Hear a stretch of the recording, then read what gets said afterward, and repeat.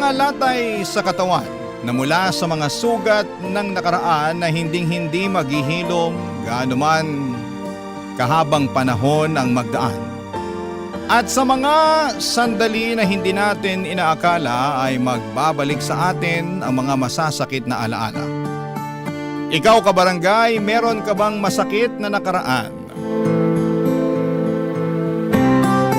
Dear Papa Dudut, hello po, kumusta kayong lahat? Gusto ko lang samantalahin ang pagkakataon na ito para magpasalamat sa inyong programa na Barangay Love Stories. Marami kasi akong napakinggan dito na mga kwento mula sa mga kabarangay natin na kinapulutan ko ng aral at inspirasyon sa buhay. Kaya nga nasabi ko na lamang sa sarili ko na gusto ko ring magpadala ng storya at magbakasakali na maitampok ninyo sa radyo. Pero bago po ako magpatuloy sa pagkukwento ay gusto ko munang magpakilala sa inyo. Ako nga pala si Carlos, 30 years old at taga Pasig City. Nagtatrabaho ako sa isang BPO company bilang isang agent. Sa edad kong ito ay wala pa akong sariling pamilya bagaman meron akong girlfriend, si Sandra, at plano na naming magpakasal sa susunod na taon. Ngunit hindi istorya ng pag-ibigan namin ang napili kong isalaysay, kundi ang karanasan ko noong kabataan ko sa kamay ng aking nanay, Amanda.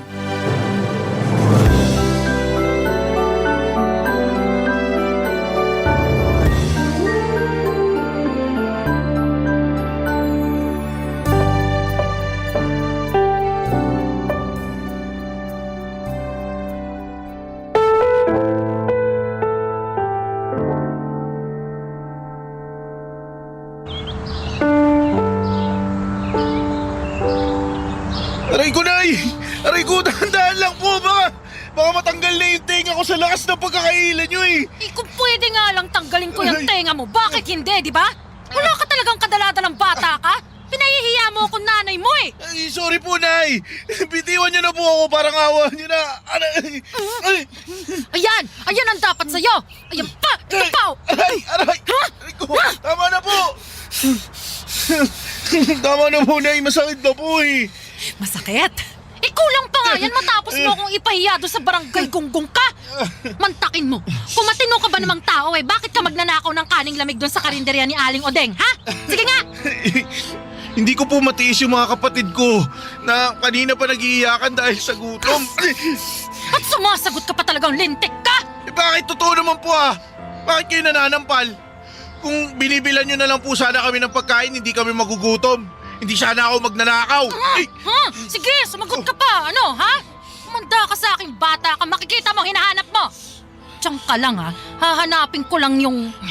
Teka, nasa na ba yun? Dapat nandito lang yun, eh. Dito ko lang yung sinabit, eh. Nay, ano po yung hinahanap nyo? Nay! Ano pa ba? Di yung... Eto! Nakita ko na yung hinahanap ko. Ano po gagawin nyo sa sinturon, Nay? Nay, wag po! Nay! Anong wag, ha? Dapat sa'yo, tinuturuan ng leksyon para matuta! Tama na po, Nay, para awa nyo na po, masakit na po! Wala akong awa sa katulad mong matigas ang ulo, ha? Dapat sa'yo, nilalatayan ng sinturon sa katawan para magtanda, ha? Ayun pa! Ayun pa! Ayun pa! Tama na po! Tama na! Masakit na po! Tama na! Ano? Ha? Sasagot ka pa ba ng pabalang sa akin? Hindi na po, Nay! Dapat lang yan dahil makakatikim ka ng husto sa akin. Ayaw ko sa lahat yung sinusumbatan ako na para bang hindi mo na yung kausap mo, ha? Ayus-ayusin mo, Carlos. Dahil kaya kitang patayin sa palo. Nagkakaintindihan ba tayo? Sagot! Opo, Nay. Puisit na bata to. Napahiya ako. Tumigil ka na dyan! Kalalaki mong tao! Napakaiyakin mo!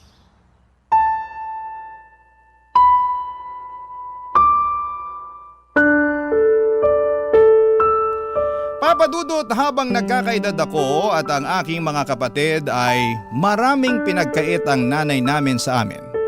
Una na nga doon ang kaligtasan sa loob ng pamamahay namin. Mabigat kasi ang kamay ni nanay at madalas ay nakakatikim kami ng palo sa kanya. At ang paborito niyang ipampalo simula pa lamang noong maliliit kami ay sinturon. Walang araw na hindi ako nalalatayan ni nanay kaya naman punong-puno ng peklat mula sa sugat na dulot ng hampas at palo niya ang aking katawan. Dahil din sa kahirapan ay wala kaming sapat na makain kaya kinailangan kong kumayod sa pagtatrabaho para may pambili ng bigas at kakaunting ulam. Kung may sobra, pinambabaon ko yon sa eskwelahan. Pumasok ako bilang kargador sa palengke kapalit ng maliit na kita na madalas kulang na kulang para sa pamilya namin. Wala na kasi kaming tatay, iniwan na kami nito matapos mambabae. Si nanay naman ay mabisyo at hindi responsable. Kaya nga bilang panganay papadudot ay lalo akong nagsumikap. Tumayo akong magulang sa dalawa ko pang nakababatang kapatid na babae.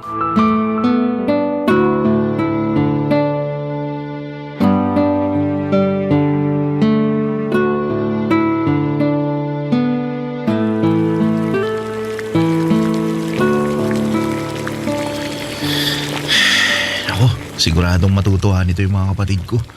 Kasi paborito nila tong niluto ko. Apritadang manok.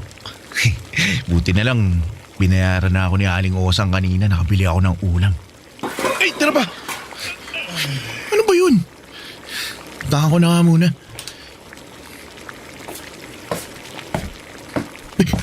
Nay! Ano ba yan, Narciso? Ang lampa mo naman. Ay, di kaya. Buti pa tulungan na kita. Huwag kasi ang sahigang halikan mo. Nandito naman ako.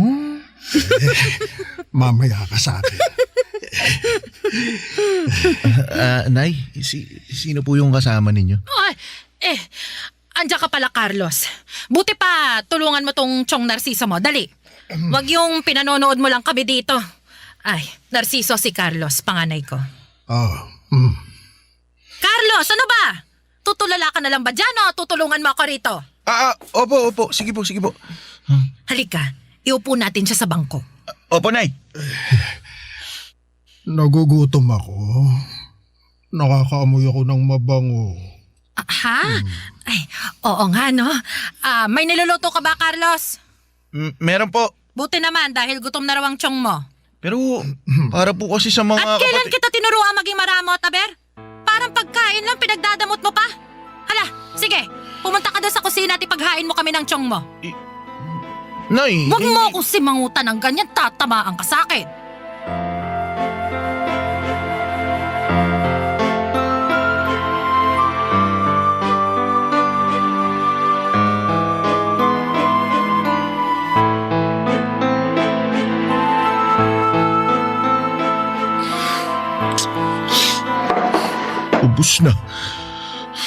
Ubus na yung ulam na niluto ko para sa mga kapatid ko. Sensya na.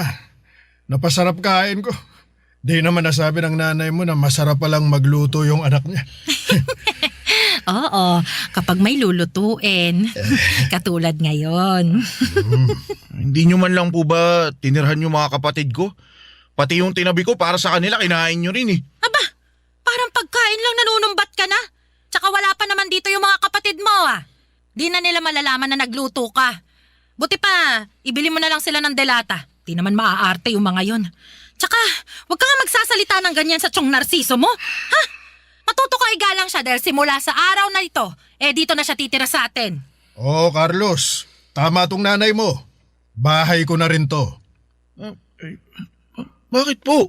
Kasi boyfriend ko na siya. Siya na ang magiging bagong tatay ninyo. Ano po? Tama-tama. Malapit pa naman ako sa mga bata. Wala kasi akong anak kaya naman ako na ang magiging tatay ninyo, ha? At ayoko sa lahat, yung palasagot at saka yung matigas ang ulo. Tandaan mo!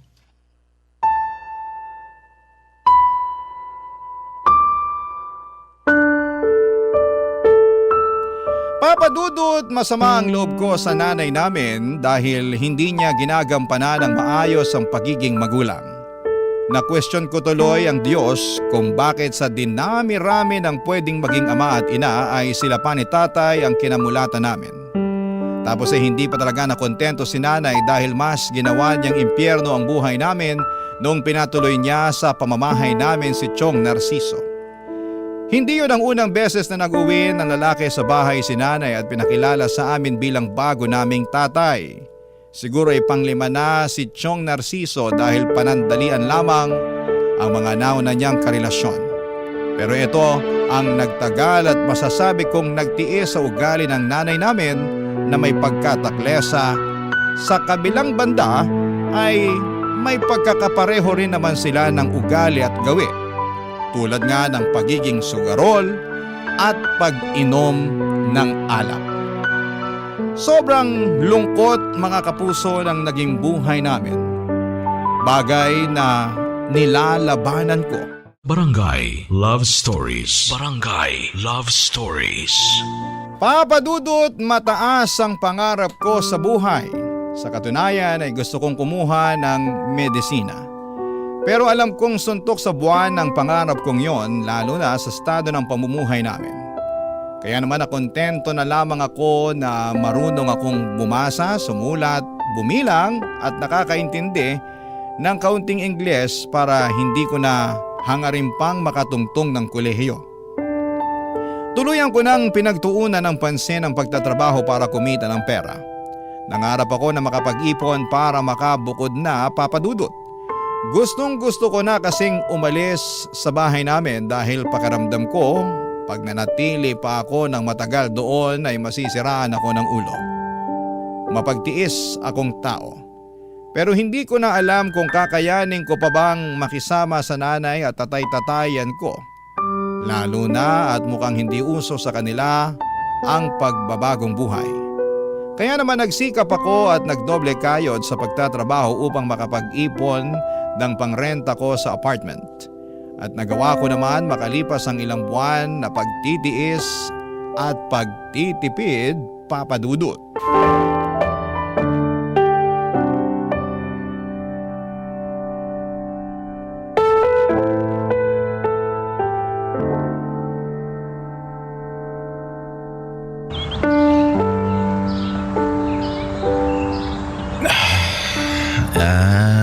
Nay, magpapaalam po sana ako. Ano yon? Bubukod na po sana ako ng tirahan. Ano ka mo? Bakit? Ayaw mo na ba rito sa bahay natin? Gusto ko po gusto ko pong maranasang mamuhay mag-isa kaya alis na po ako. Oh, saan ka naman pupunta? Magrerenta po ako ng apartment. Kabaliwan. Magrerenta ka meron naman tayong bahay. Hindi nga lang simentado at may konting mga butas sa bubong. Isama mo na rin yung medyo mainit pagtanghali kasi walang kisame pero wala ka namang binabayaran buwan-buwan. Tapos bigla mong gustong umalis at magrenta na lang. Sira ulo ka ba? Ay nako, naghahanap lang yata ng pagkakagastusan niya anak mo eh. Aba mo ka maraming pera. Hindi po. Bakit ka nga kasi aalis para magrenta? Siguro ayaw mo nang makita ang pagmumukha namin ng nanay mo Aminin mo na lang kasi, Carlos. Totoo ba yon, Carlos? O baka naman, ayaw mo nang mahingan, kaya gusto mo na lang umalis. Ay, nako. Ayan naman ang hindi pwede. Kailangan mo pa rin magbigay ha? Kahit hindi ka na nakatira dito sa bahay, Carlos. Bakit po may pinagkakakitaan naman po kayo ni Chong. Ayan, diba? sinasabi ko na nga Gusto lang tumakas sa responsibilidad niyan. Yang anak mong yan, Amanda, nako. Ay, nako. Lintik ka talagang bata ka. Kung ano-anong naiisip mong gawin. Ay, kahit kailan sakit ka talaga sa ulo ko.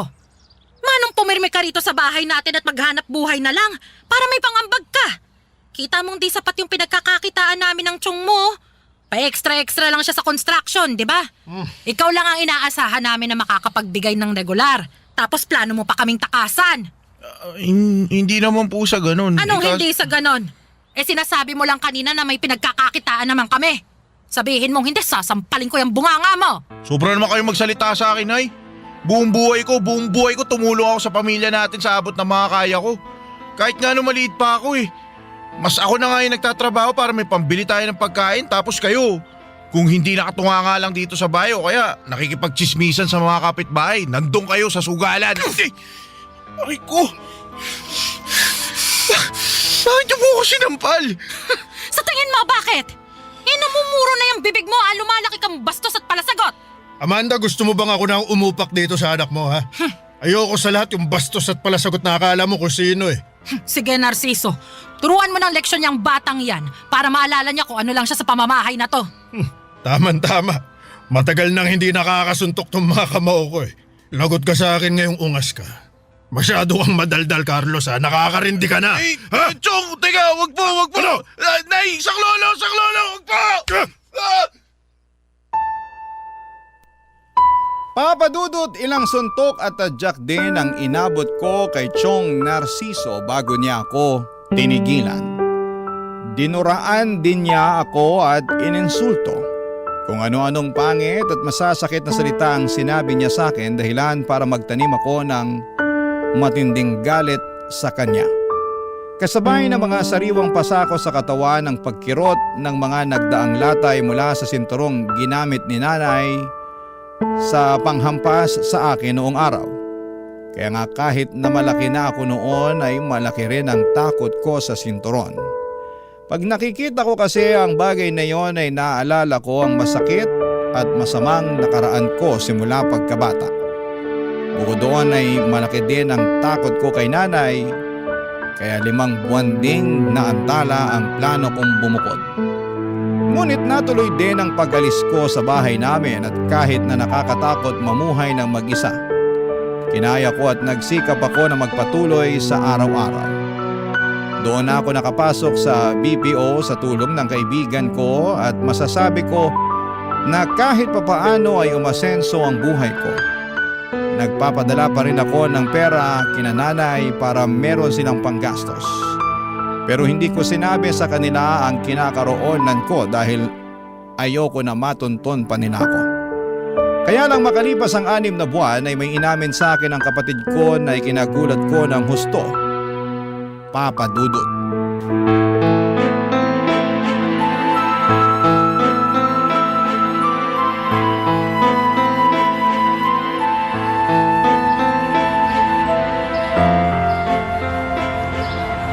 Nasaan na yung Narciso na yun? Ilabas niyo yung taong yun, Nay! Asa na? Ano? Ano bang? Ha? Magunos dili ka nga, Carlos!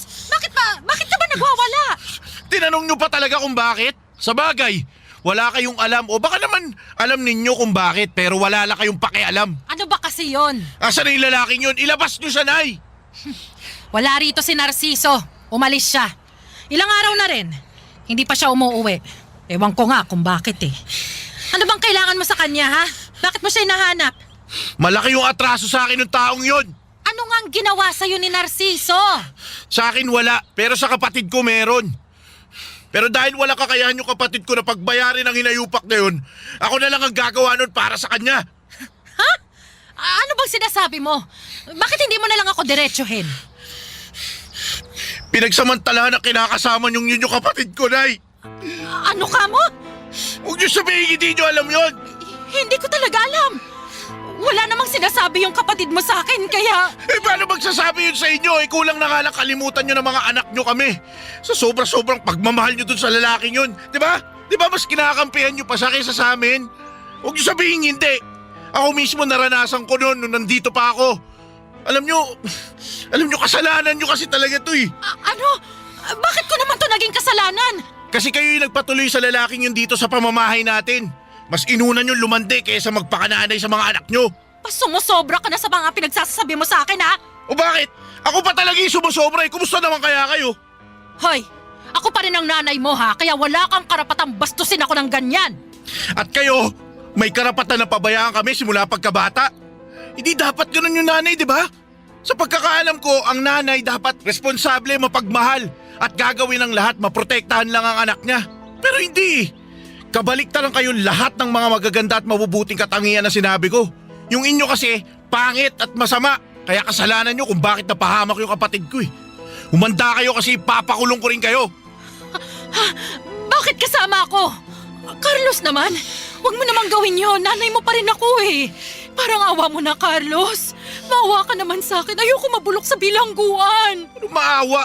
Kayo nga hindi kayo naawa sa amin noon kaya bahala kayo sa buhay nyo. Carlos naman, huwag mong gawin sa akin to. Nanay mo pa rin naman ako. Nanay ka nga namin pero kahit kailan hindi ka naman nagpakananay sa amin. Ano pang saysay na kilalanin ka naming nanay? Sige nga. Wala, di ba? Wala! Papa Dudut, galit na galit ako sa nanay ko dahil pakiramdam ko ay hinayaan lamang niya na mapahamak ang kapatid ko sa kamay ng kinakasama niya. Kaya naman sinisisi ko siya ng husto sa mga nangyari at kinamuhian pagkatapos. Bukod doon ay sinisisi ko rin ang sarili ko dahil mag-isa lamang akong tumakas noon sa poder ng nanay namin. Dapat ay sinama ko pala ang mga kapatid ko at hindi ko sila iniwan. Desidido na ako noong sampahan ng kaso ang tatay-tataya naming si Narciso, kaya lang bigla naman siyang inatake sa puso at tuluyang natulog sa kamatayan. Para sa akin, kulang pang kabayaran yon sa kanyang pagkakasala kaya naman hindi ako tuluyang natahimik. Paulit-ulit kong hiniling na sana'y masunog sa impyerno ang kaluluwa niya. Abot langit ang galit ko sa taong lumapastangan sa kapatid ko. Hindi ko rin naman maihabla si nanay dahil naawa ako nung nakita ko siyang nagluluksa sa biglaang pagkamatay ng kinakasama niya. Pero andun pa rin yung matinding galit sa puso ko para sa sarili kong ina, Papa Dudut. Barangay Love Stories. Barangay Love Stories. Papa Dudut, nagdesisyon akong kuhanin sa poder ng nanay namin ang dalawa kong kapatid. Bagay na mariin niyang tinutulan noong una. Marami siyang sinabi at nagmakaawa siya na kesyo pag umalis kami ay maiiwan na lamang siyang mag-isa. Sinumbatan ko siya na wala naman siyang kwentang nanay at hindi naman niya kami kayang ipagtanggol laban sa ibang tao. Kaya nga naging bingi ako at hindi ko pinakinggan ang panambitin niya. Umalis kami ng mga kapatid ko sa poder niya at pinabayaan siya. Nangako ako sa mga kapatid ko na gagawin ko ang lahat upang mabuhay kami ng payapa. Makaraan nga ang 1 taon ay inamin sa akin ng pangalawa kong kapatid na nakausap niya ang nanay namin at gustong gusto raw akong makita. Nung una ay nagalit pa ako sa kapatid ko dahil pinagbawalan ko na silang makipag-ugnayan ulit sa nanay namin. Pero pinaintindi nila ng bunso namin na kailangan kami ni nanay, Papa Dudut. Kaya nga kahit labag sa kalooban ko, pumayag akong bumalik sa dati naming tirahan at nadatnan ko doon ang nanay namin na may kargang sanggol, Papa Dudut.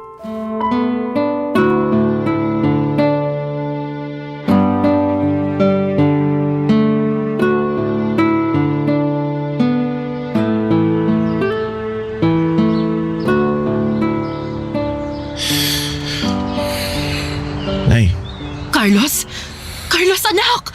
Buti naman umuwi ka! Ang tagal ko nang hinintay ang pagbabalik mo, nak! Buti naman! hindi po ako umuwi. Sa totoo lang, labag sa loob ko na bumalik pa dito sa bahay natin eh. Wala naman po kasing magandang alaala sa lugar na to kundi yung pagmamalupit at pang-iinsulto nyo sa akin.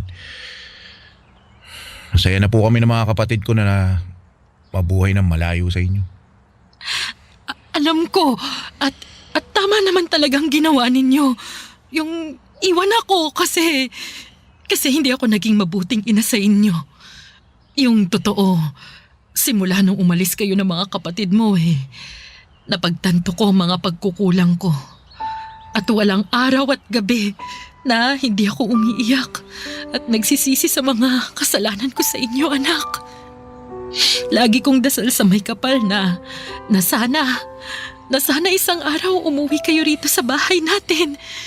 Dahil hindi ko naman alam kung saan ko kayo pupuntahan. Hindi ko naman alam kung saan kayo hahanapin dahil tuluyan na kayong lumayo sa akin. Pero hindi pa rin ako nawalan ng pag-asa. Umasa ako na magkikita pa rin tayo, na makikita ko pa rin kayo.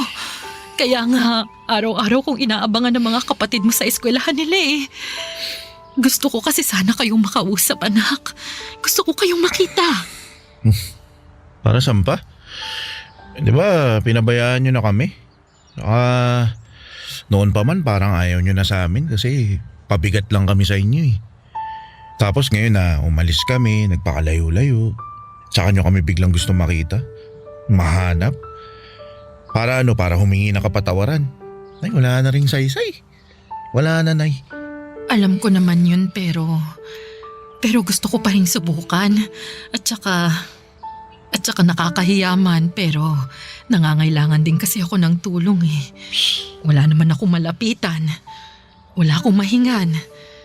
Galit na sa akin yung mga kapitbahay natin, anak eh. Tapos wala naman tayong kamag-anak dito sa malapit.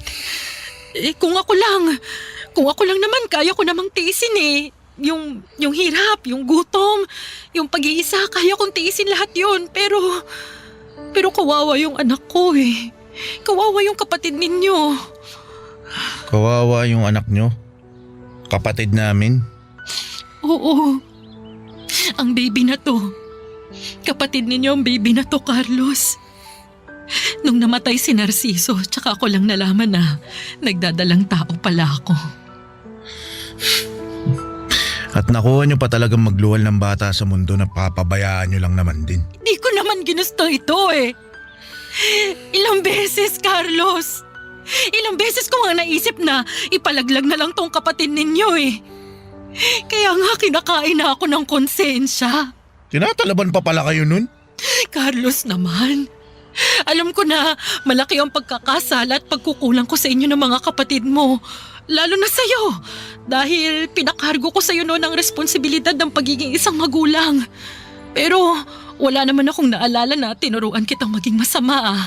Hindi rin naman likas sa'yo yun kaya nakikiusap ako. Kahit na para na lang sa kapatid mong to. Tulungan mo siya. Tulungan mo kami, nak. Parang awa mo na. Wala na talaga akong ibang malapitan eh. Ikaw na lang. Kaya sana wag mo namang ipagkait sa amin ang awa mo. Papadudot, akala ko ay tuluyan ang naging bato ang puso ko, ngunit hindi pa rin pala. At napatunayan ko yon noong nakaramdam pa rin ako ng habag sa nanay ko at sa sanggol na kapatid namin sa dati niyang kinakasama na si Chong Narciso. Naawa ko ng husto sa sitwasyon nila at kahit na ayoko na muling pabalikin siya sa buhay ko ay pansamantala kong kinalimutan ang mga kasalanan niya sa amin. Oo, kinupkup ko ang nanay at kapatid ko at pinatira sa nirerentahan naming apartment kung saan naninirahan din ang dalawa ko pang kapatid na babae. Nagsama-sama ulit kami at nakita ko naman ang pagbabago ng nanay ko. Pero hindi pa rin ako ganon kakomportable sa presensya niya. At kahit na ginagawa naman niya ang lahat para mapatunayan na nagbago na siya ay hindi pa rin mawala sa akin ang takot na baka anumang sandali ay maaari niya ulit kaming saktan. Mabilis na lumipas ang maraming taon at nagkaroon ng karamdaman ang nanay namin. Pagkatapos ay na-stroke pa siya, hindi lang isang beses kundi 2 ulit pa. Dahilan para maparalisado ang ibabang bahagi ng kanyang katawan, papadudot.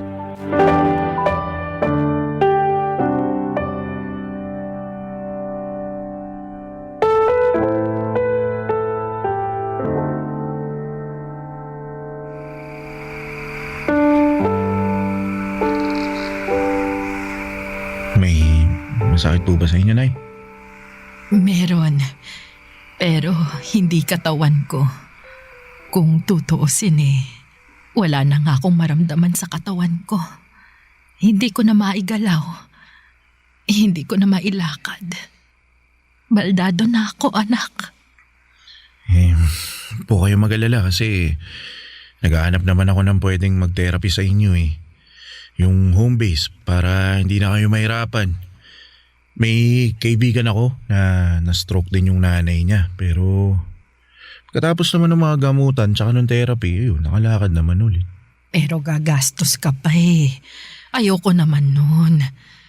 Nahihiya na nga ako sa'yo, anak. Pakiramdam ko, hindi ako karapat-dapat sa mga kabutihan mo kasi naging masama akong nanay sa'yo nung araw. Nakaraan na po yun, Nay. Tsaka sa ilang taon naman nating pagsasama rito sa bago nating tirahan sinubukan naman ninyong bumawi. Sinubukan yung maging mabuting nanay sa akin, sa mga kapatid ko. Kahit na nung una, naiilang ako tsaka hindi ako sanay. Pero unti-unti naman nakumbinsin niyo ako na tuluyan ko na nga kayong mapagbagong buhay. Ewan ko ba naman sa akin? Kung bakit huli ko pa napagtanto lahat-lahat yun. Kung kailan nasaktan na kayo ng husto ng ibang tao at ng mismong mga kamay ko.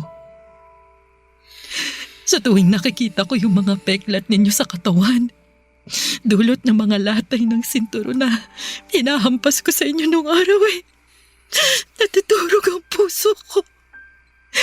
Hinayaan ko kayo na mapahamak at abusuhin ng ibang tao dahil naging mahina at makasarili ako. Araw-araw, Carlos. Araw-araw, inihingi ko ng tawad sa Diyos ang mga kasalanan ko sa inyo.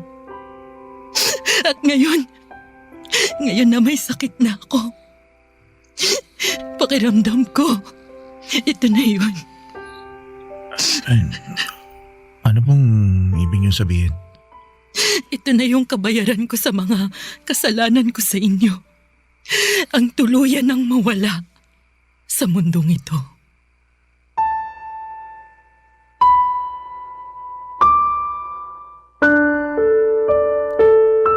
Papa Dudut, nagkaiyakan kami ni nanay matapos ng pag-uusap naming yon. At nung tumahan na kami ay nakumbinsi ko siya na kainin ang dala kong pagkain. Kung noong araw si nanay ang nagsusubo sa akin, pero nang mga panahong yon ay siya na ang sinusubuan ko. Nangako sa akin ang nanay na gagawin niya ang lahat para lumakas nang sa ganon ay patuloy siyang makabawi sa amin na mga anak niya. Kaya lang ditong 2025 lang ay tuluyan nang sumakabilang buhay ang nanay namin. Masakit, malungkot at kahit na may hindi kami pagkakaunawaan noong araw, ay masasabi ko na mahirap pa ring mamatayan ng magulang. Pero masaya naman kaming magkakapatid dahil kahit papaano naranasan at naramdaman namin ang pagmamahal ng isang ina. Isang ina na bumawi sa kanyang mga pagkukulang. Maraming salamat po, Papa Dudut, sakaling mapili po ninyong itampok sa programa ninyong Barangay Love Stories ang storya ng buhay namin. Nawa ay kinapulutan po ito ng aral at inspirasyon ng mga kabarangay natin, lalong-lalo na po ang mga magulang. Hiling ko lang na tratuhin ninyo ng tama, mahinahon at may pagmamahal ang inyong mga anak. Gawin ninyong ligtas ang tahanang kalalakhan nila dahil yon ang magsisilbi nilang pahinga pag binalikan nila ang mga ala-ala ng nakaraan sa tuwing nakakaramdam sila ng kapaguran sa buhay na ito. God bless and more power po sa inyong istasyon. Ang inyong forever kapuso at kabarangay, Carlos. Uy, kabarangay! Agree ka ba sa ending ng ating Barangay Love Stories na ito? I-share mo na ang feelings mo sa ating comment section. Ang mga kwento ng pag-ibig, kwento ng buhay, at kwento ng pag-asa dito sa Barangay Love Stories. Love Stories. Pag mahal natin ang isang tao ay hindi tayo gagawa ng isang bagay na makasasakit sa kanila. Aalagaan natin sila at gagawin natin ang lahat upang tuparin ang ating mga pinangako. Ikaw, kabarangay, paano mo na ipapakita ang pagmamahal mo sa iyong karelasyon? Dear Papa Dudut, may mga pag-ibig talaga sa buhay ng tao na dumarating sa isang pambihirang pagkakataon. Yun bang hindi natin hinahanap o inaasahan ngunit gumagawa ang kapalaran ng paraan upang ating matagpuan. Yan ang eksaktong karanasan ko sa buhay nang makilala ko si Nico. At yun din ang rason kaya ako napasulat sa inyong programa na Barangay Love Stories. Pero bago po ako magpatuloy sa paglalahad ng aking istorya, ay magpapakilala muna ako sa mga kabarangay po natin. Ako nga pala si Mariela, 34 years old at taga Quezon City. Nagtatrabaho ako bilang branch personnel sa isang kilalang pawn shop at matagal na akong nangangarap na makapagpadala ng sulat sa inyong istasyon. Magsisimula ang lahat 3 years ago kung kailan ay okay na ako. Ready na akong tumandang dalaga at ang mantra ko sa buhay ay hindi ko kailangan ng lalaki.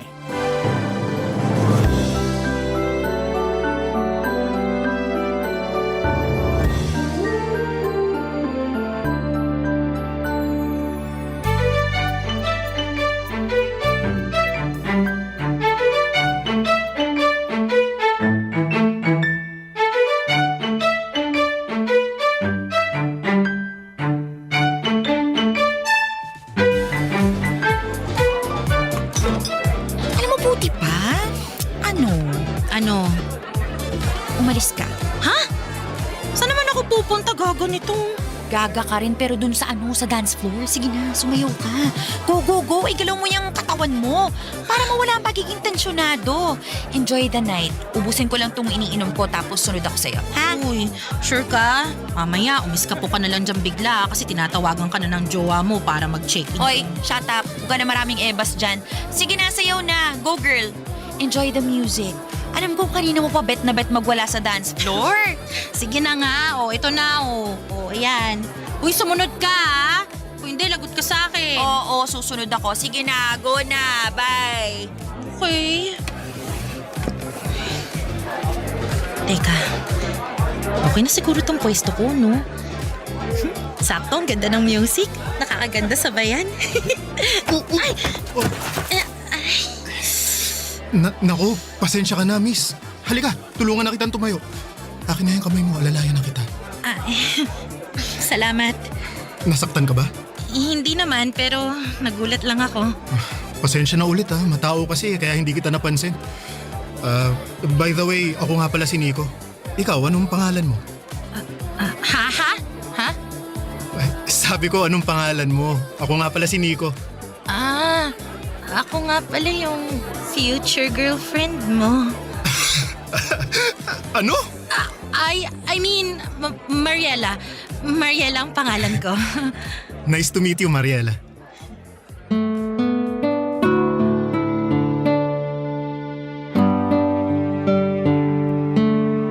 Papadudot nung nakita ni Feby ang eksena ay agad na rumampa ang kaibigan ko papunta sa dance floor. Hindi para sumayaw kundi para pasimple akong itulak at bungguin papalapit kay Nico.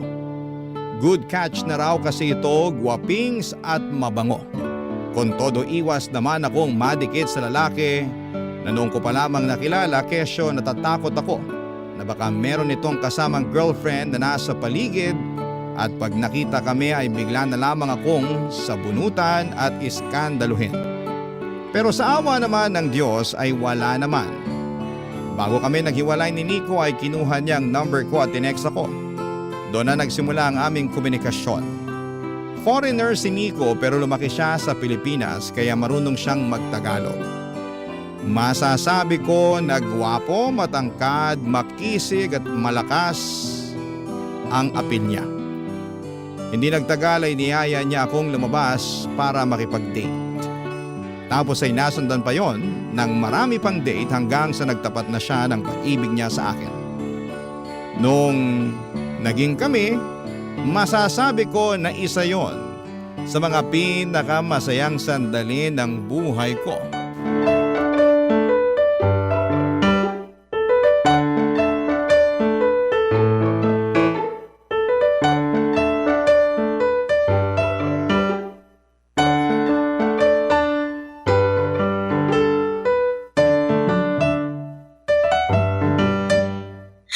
Sarap sarap ng ganito, no? Hmm?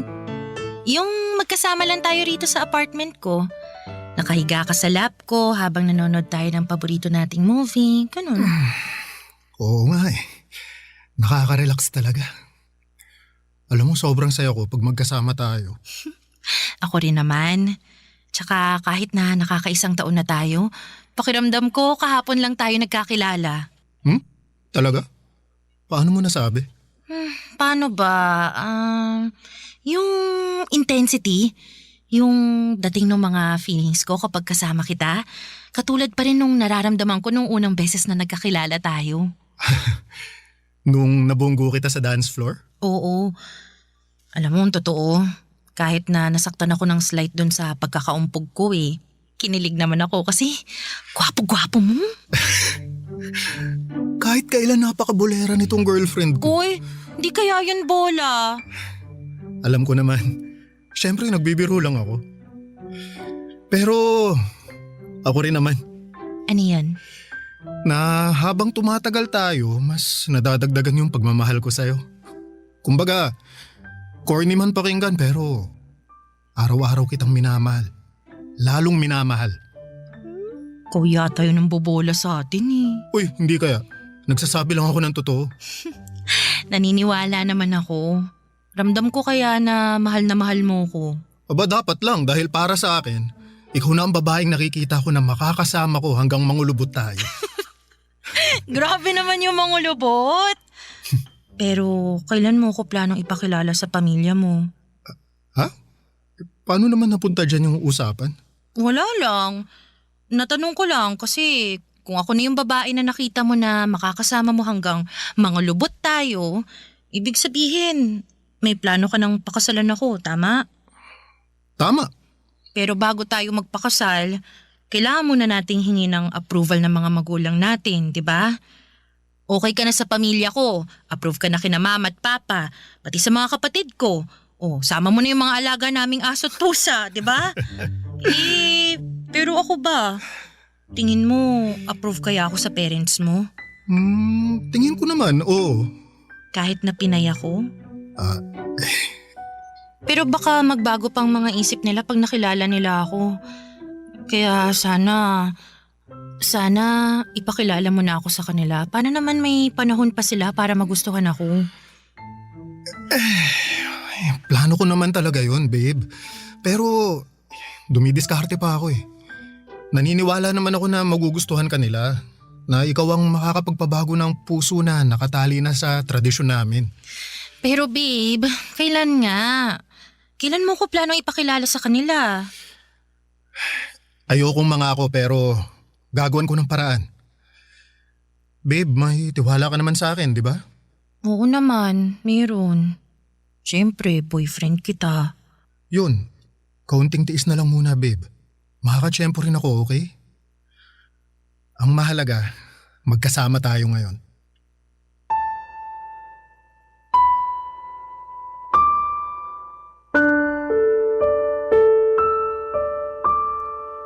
Papadudod sa loob ng isang taon ng pagiging magkasintahan namin ni Nico ay never niya pa akong pinakilala sa pamilya niya. At ang katuwiran nga niya ay hindi pabor ang mga ito na magkaroon siya ng karelasyon na isang Pinay. Sa totoo lang ay nasaktan ako nung nalaman ko ang bagay na yon. At aaminin kong nagdalawang isip pa ako kung ipagpapatuloy ko ang pakikipagrelasyon kay Nico gayong komplikado pala ang kanyang estado. Pero nanaig pa rin ang puso ko laban sa aking isipan nang papasukin ko na sa aking buhay si Nico Papadudot. Ramdam ko naman na mahal niya ako at sincero siya sa kanyang intensyon na ipaglaban sa kanyang pamilya ang aming pag-iibigan. Baka ako lang talaga ang may problema dahil naiinip na ako ng mga panahong yon. Kaya nga agad-agad kong sinaway ang sarili ko at pinakalma. Nagtiwala ako sa sinabi ni Nico na gagawa niya ng paraan at mamadaliin upang maging legal na kami sa kanyang pamilya. When you hold Barangay Love Stories. Barangay Love Stories. Papadudot masaya naman ang aming relasyon, Nico. Malaga siya na klase ng boyfriend. Malambing, kuwela at maginoo. Hindi naman sa pagkukumpara pero ibang-iba talaga siya sa mga naging ex kong Pinoy. Mabait at magalang din siya sa parents ko at kasundo ng mga kapatid kong lalaki lalo na sa usapang mobile games. Pakiramdam ko ay wala na talagang makapaghihiwalay sa amin. At ako na ang pinaka-maswerteng babae sa balat ng lupa nang dumating si Nico sa buhay ko.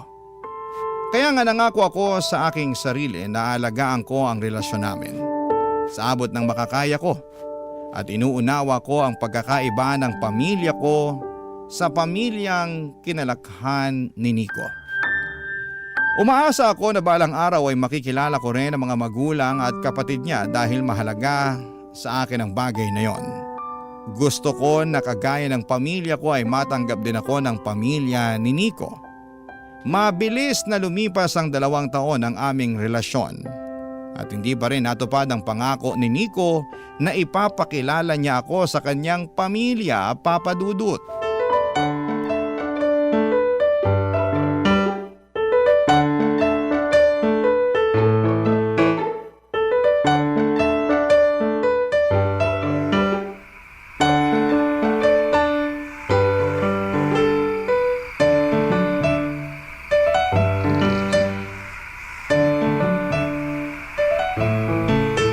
Pwede pa naman siguro tayong mag-celebrate, di ba? Total, ito na. Nandito na ako. Babe, ano pang isa-celebrate natin? Itapos na yung birthday mo. Alauna na kaya ng madaling araw. Mariela naman eh. Nandito na nga ako. Huwag mo na sanang gawing komplikado ang lahat. At ako pa talagang nagpapakomplikado sa lahat. Eh sino pa nga ba? Alangan naman ako eh. Sabi ko nga pwede pa rin naman nating i-celebrate yung birthday ko.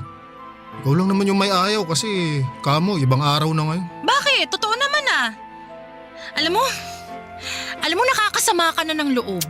Bakit na naman? Ano bang ginawa ko? Nagtanong ka pa talaga kasalanan mo kung bakit tayo nag-aaway ngayon. Sana sinama mo na lang ako dun sa birthday party mo sa bahay ninyo para hindi ko na kailangang gawin pa lahat ng paghahanda na to sa birthday mo. Masasayang din naman pala. Sinusumbatan mo ba ako sa mga ginawa mo? Hindi! Oo! Basta! Kasalanan mo!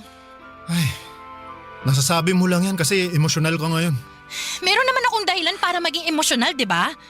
Buti sana kung isang beses lang nangyari to. Yung kada sasapit ang birthday mo may iwan ako sa apartment dahil hindi ako pwedeng sumama sa inyo kesyo hindi pa nga kasi tayo legal sa mga magulang mo.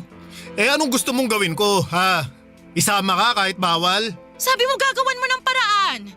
Gagawan mo ng paraan para makilala na ako ng parents mo. Oh, ano nangyari doon sa pangako mong yon, ha? Ginagawan ko naman ng paraan ah. Di pa lang ako makatsyempo. Masyado ka namang atat. Sige, atat na kung atat. Pero bakit? Masisisi mo ba ako? Pakiramdam ko kasi kulang ako eh. Na out of place ako kasi ikaw lang ang nakakaalam tungkol sa akin. Nico, ang tagal na natin. 2 taon na tayo pero ni isa sa pamilya mo hindi pa ako nakikilala. Ano? May plano ka ba talagang sabihin na may girlfriend ka? O gusto mo na lang na maghiwalay tayo para wala ka ng obligasyon na ipakilala ako? Ano? Mamili ka? Ganun. Oh, sige. Oh, ayan. Anong gagawin ko dyan sa cellphone mo? Yan, tawagan mo parents ko, dali. Magpakilala ka. Ipakilala mo yung sarili mo. Sabihin mo girlfriend kita, dalian mo. Yan naman ang gusto mo, di ba? Hindi ka kasi makaintindi. Sinabi ko na sa'yo na tutol sila sa relasyon natin. Natsyempo pa ako para ipakilala ka. Pero nagmamadali ka kaya ikaw na, sige dali, magpakilala ka. Pakilala mo yung sarili mo. Tingnan natin kung hindi nila tayo paghiwalayin.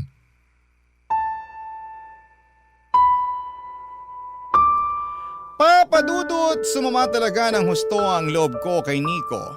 Lalo't nakita ko na parang binabaliwala niya ang nararamdaman ko. Isama niyo na rin ang effort ko sa paghahanda para sa kanyang kaarawan at paghihintay na dumating siya. Oo, hindi naman niya hiningi o sinabi na maghanda ako pero gusto ko ngang gawing espesyal ang pagse-celebrate namin ang araw ng kapanganakan niya. Na-realize ko tuloy na kahit na ano palang haba ng pasensya at pag-iintindi mo, kahit na sinubukan mo ng lawakan ang isipan mo ay darating ka pa rin sa punto na mapapagod ka na lamang at muling maiinip. Tingin ko kasi walang usad, walang progreso ang pangako ni Nico sa akin na ipapakilala na niya ako sa kanyang pamilya. Hindi niyo ako masisisi at feeling ko kasi ay hindi ako nag-i-exist sa buhay ng boyfriend ko. Lalo na nga at walang kahit na sino sa mga kamag-anak niya ang nakakaalam tungkol sa akin.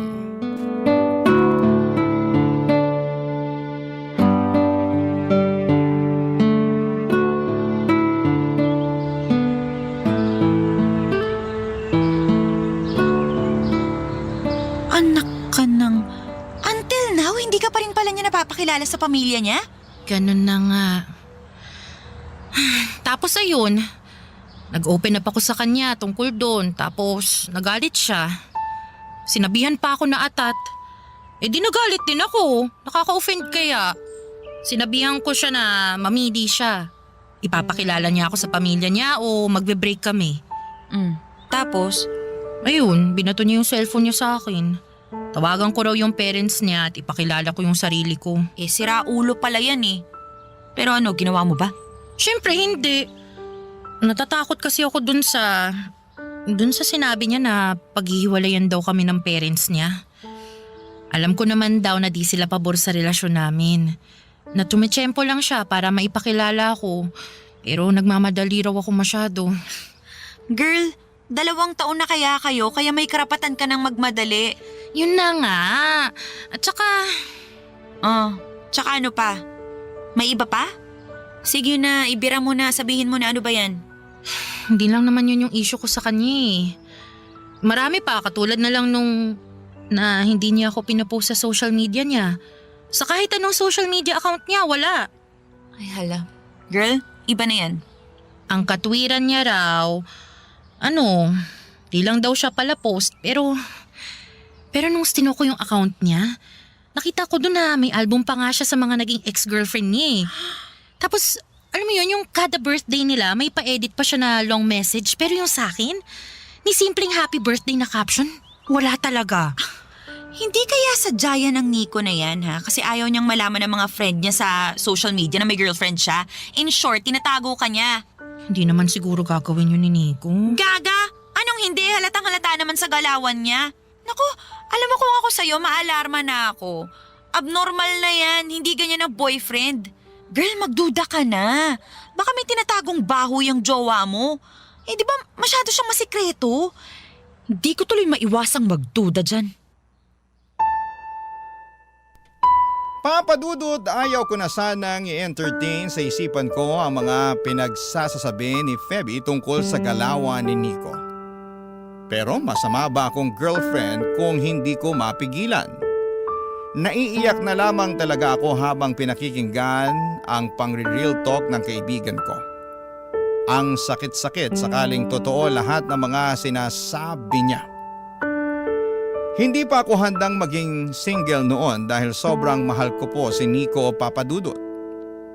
Kaya para hindi ako mabaliw ay sinantabi ko na lamang ang mga posibilidad na ganito na ganyan si Nico. Kaya kahit 2 taon na kami ay hindi pa rin niya ako nagawang ipakilala sa pamilya o mga kaibigan niya. Pinagpatuloy pa rin namin ni Nico ang aming relasyon. Nakontento ako sa kung ano na lamang ang kaya niyang ibigay at pinigilan ko ang aking sarili na maghanap pa ng hihigit pa doon, Papadudot. Barangay Love Stories. Barangay Love Stories. Papadudot, nung sumapit ang 3 taon namin sa aming relasyon ay umasa akong magbabago ang takbo ng lahat. Yung bang uusad kahit papaano. Hindi na rin kasi bata ang aming relasyon para hindi mag-level up. Hindi naman ako umaasa ng bonggang-bonggang may magaganap.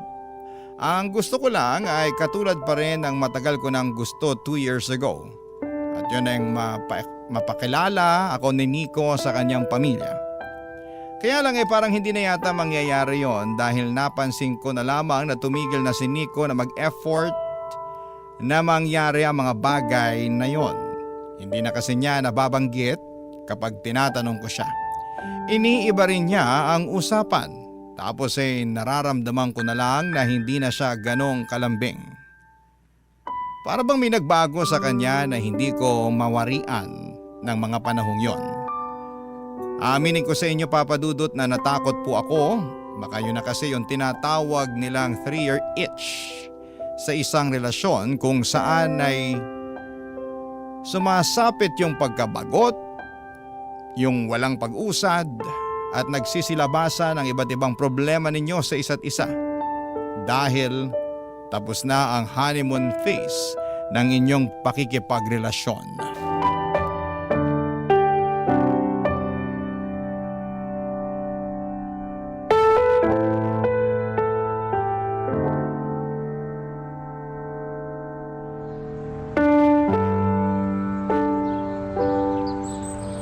Babe, pwede ba tayong mag-usap? Tungkol saan? Nababother na kasi ako eh. Bakit? Sa relasyon natin. Sa atin. Nababother na talaga ako. Ano na naman bang problema? Ayan! Anong ayan? Ako? Ako yung problema? Hindi. Oo. Ano ba talaga, Mariela? Hindi ka naman dating ganyan eh. Yung madaling uminit ang ulo. Pero ngayon parang kahit ano na lang ang gawin ko. Kahit ano na lang yung sabihin ko nakaangil ka na kagad sa akin. Inis na inis ka na kagad sa akin. Anong magagawa ko kung kada may gagawin ka, kada may sasabihin ka, nakakainis talaga eh. Saka hindi mo man lang ba naisip yung kagaganyan mo? Kasasalita mo ng kung ano-ano na kesyo bothered ka, may nararamdaman ka. Ultimo kalit-liit ang bagay, may sinasabi ka, sana naisip mo na nakakainis na. Masyado mo na lang binibigyan ng pansin ang lahat ng bagay. Lahat na lang binibig deal mo. Hindi naman ako magkakaganito kung wala naman ako nararamdamang mali, di ba? Nico, hindi ako manhid. Alam ko may nagbago na. Sa atin, sa relasyon natin. Nico, malayong malayo na tayo sa dating tayo eh.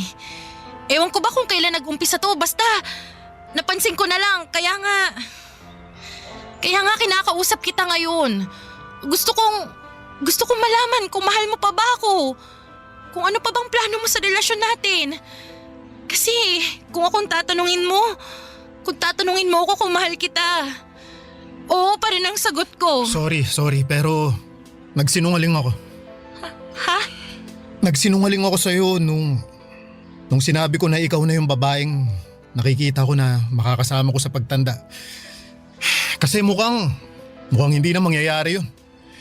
Hindi ko na matutupad yung pangako ko sa'yo na pakakasalan ka dahil kailangan na nating maghiwalay.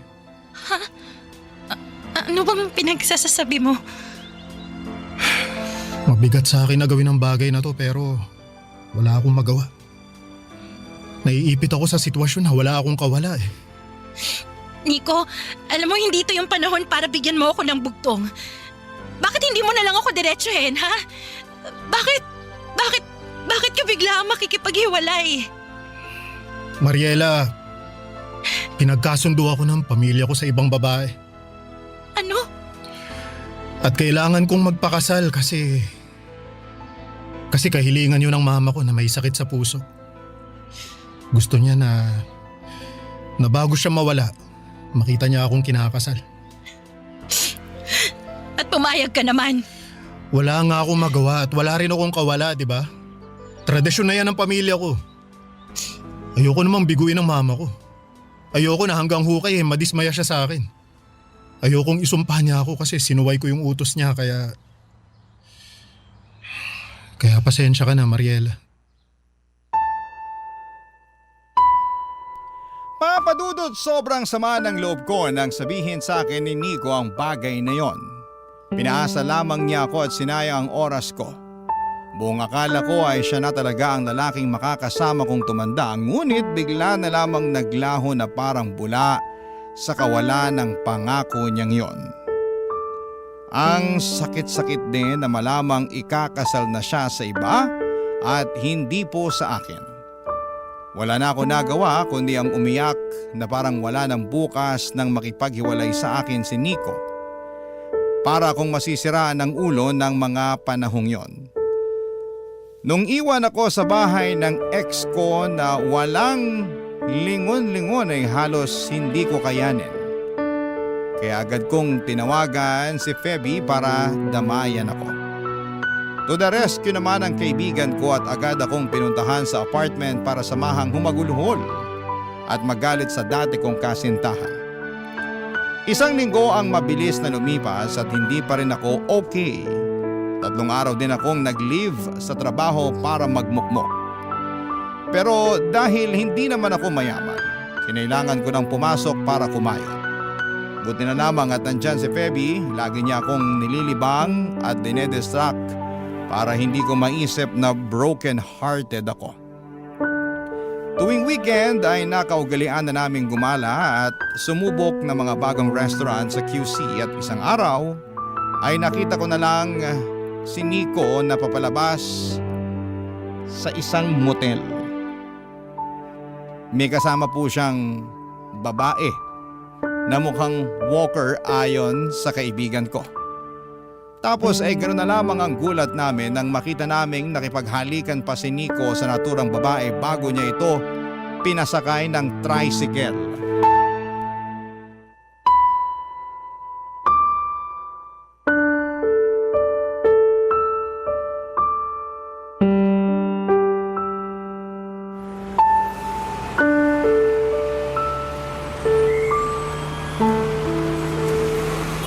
Walang hiya ka, Nico! Mariela, Phoebe, anong ginagawa niyo rito? Kami yatang dapat magtanong sa'yo niyan. Nakita ka lang naman namin nakakalabas lang dyan. Dyan! Sa motel na yan! Huwag mo nang i-deny kasi may picture ako rito. Ebidensya.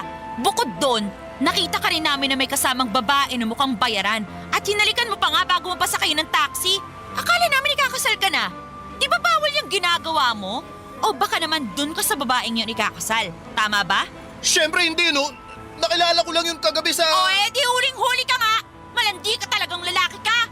Umamin ka nga, Nico. Totoo ba talaga yung sinabi mo tungkol sa pinagkasundo ka sa ibang babae kaya hiniwalayan mo ko? Oo, alam ko na wala na tayo.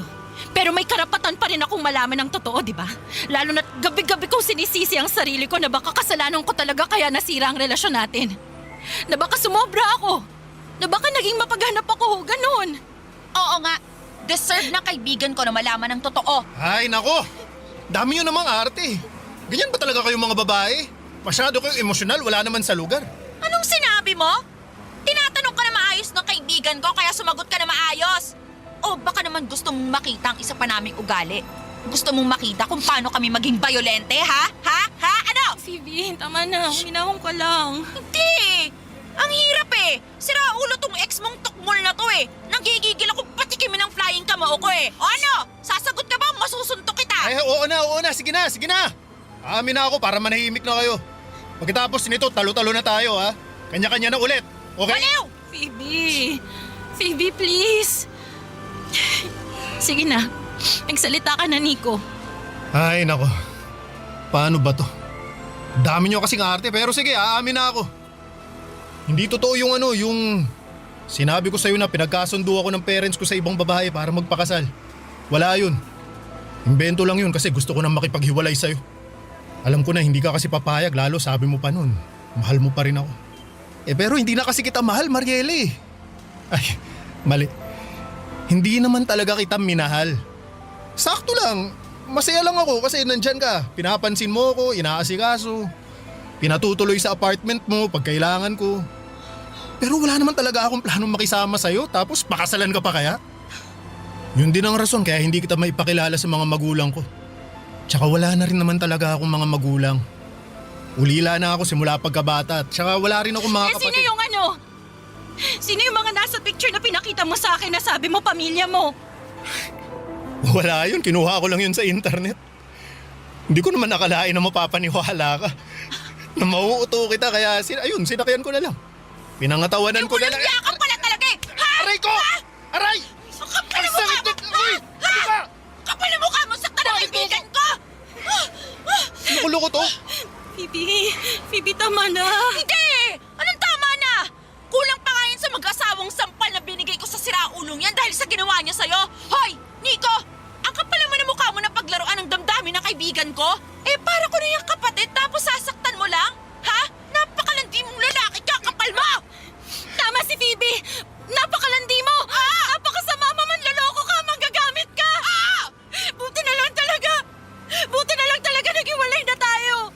Buti na lang nawala ka sa buhay ko kasi salot ka! Makarma ka sana, Nico! Napaka-abusado mo!